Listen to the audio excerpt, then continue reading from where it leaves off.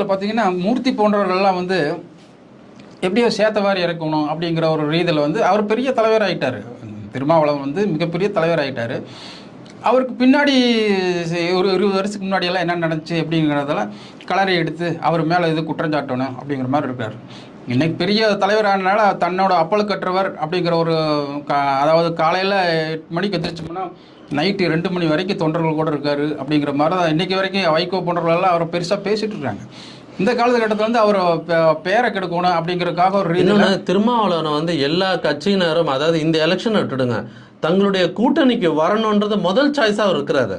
காரணம் வந்து அன்னைக்கு ஜெயலலிதா ஹாஸ்பிட்டல் இருந்த போதே முதல்ல அந்த பொக்கையை எடுத்துகிட்டு போய் அந்த அப்போலோவில் கொண்டு போய் கொடுத்தவர் அவர் தான்.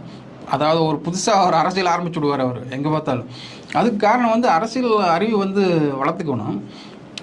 வளர்க்கணும், படிக்கணும், செய்யணும். இதெல்லாம் வந்து அவர் நடைமுறைப்படுத்திட்டு